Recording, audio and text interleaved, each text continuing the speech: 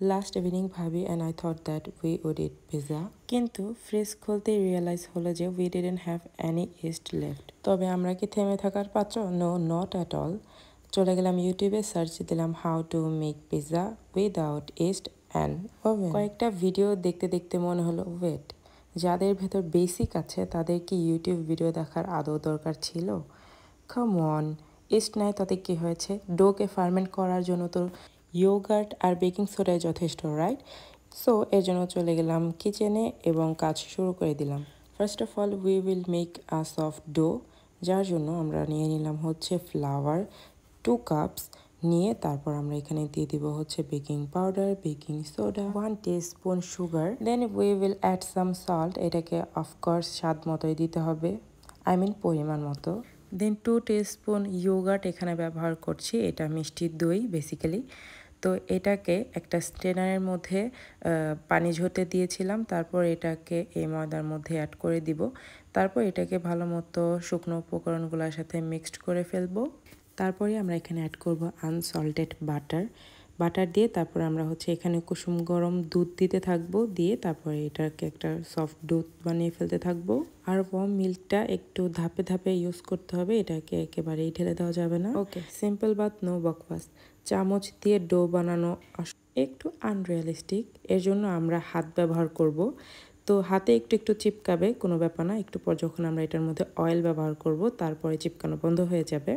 তো এটাকে ভালো মতো মথে এটাকে সফট একটা ডো বানিয়ে ফেলবো।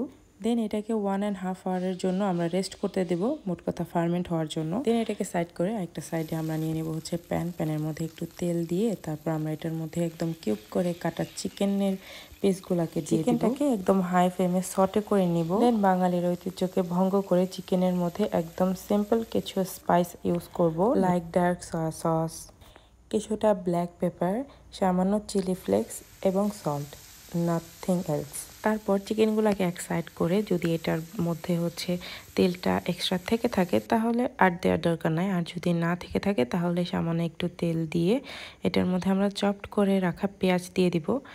কারণ আমার মনে হয় যে যে কোনো খাবারের মধ্যে পেঁয়াজটাকে অ্যাড করলে এটার টেস্ট অনেক বেশি এনহ্যান্স হয়। তো এই ফ্রাইটা হয়ে গেলে এটাকে আমরা এক সাইডে রেখে দিব এবং ডোর মধ্যে কনসেন্ট্রেট করব। তো ব্রেডের মধ্যে একটু ময়দাকে স্প্রেড করে তারপর আমরা ডোটাকে দিয়ে দিব, এটাকে আবারও ভালো মতো একটু মথে নিব। তো এই পর্যায়েও হচ্ছে হাতের মধ্যে অনেক বেশি চিপকাবে। তো এই পর্যায়ে হচ্ছে আমরা এটার মধ্যে রান্নার তেল অ্যাড করে দিব, তাহলে এই ডোটা একদম সুন্দর হয়ে যাবে, হাতের মধ্যে আর লেগে আসবে না। সো ডো প্রেপ হয়ে গেলে আমরা যে মোল্ডের মধ্যে পিজাটাকে বানাবো সেটার মধ্যে একটু তেল মেখে নিলাম। তারপর ডোটাকে এটার মধ্যে দিয়ে ভালো মতো ছড়িয়ে নিব। তারপর কাঁটা চামচের সাহায্যে ডোরগুলোর মধ্যে আমরা একদম ফোটা ফোটা করে দিব। ওফ, this is high time to assemble the pizza, it's my favourite part of making pizza. তো এর জন্য আমরা হচ্ছে নিয়ে নিব টমেটো কেচাপ। অথেন্টিক ইটালিয়ান পিজার মধ্যে এখানে পিজা সস ব্যবহার করা হয়, আমরা এখানে ইউজ করছি হট টমেটো সস, এটার সাথে আমরা ইউজ করব মেয়োনিজ। দুইটাকে এই পিজার উপর ভালো মতো স্প্রেড করে নিব চারপাশে। দেন সসেস ইউজ করার পর এর পরের লেয়ারটা যাবে হচ্ছে চিজের, মোজারেলা চিজ ব্যবহার করছি আমরা এখানে। তো চিজ দেওয়া হয়ে গেলে তারপর আমরা এখানে টপিং ইউজ করব ইচ্ছা মতো, পছন্দ মতো। দেন আমরা আগে থেকে প্রিপেয়ার করে রাখা চিকেনগুলোকে এটার উপরে স্প্রেড করে দিব। তারপর আমরা এটার মধ্যে দিয়ে দেবো হচ্ছে ক্যাপসিকামকে। It's all about your creativity, আপনি কিভাবে পিজাকে সাজাতে চাচ্ছেন, ইটস আপ টু ইউ। যেভাবে সাজালে আপনি চোখে শান্তি পাবেন সেভাবেই সাজান।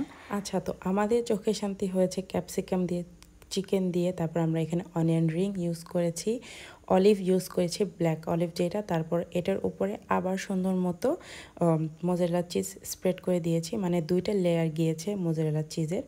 দেন আমরা হচ্ছে একদম লো হিটে এটাকে আমরা বেক করে নিব 30 to 35 minutes. See, our pizza is totally ready to have. or yes, হওয়ার 5 to 7 minutes আগে আমরা এটার মধ্যে চিলি ফ্লেক্স আর অরিগেনোকেও একটু স্প্রেড করে দিব।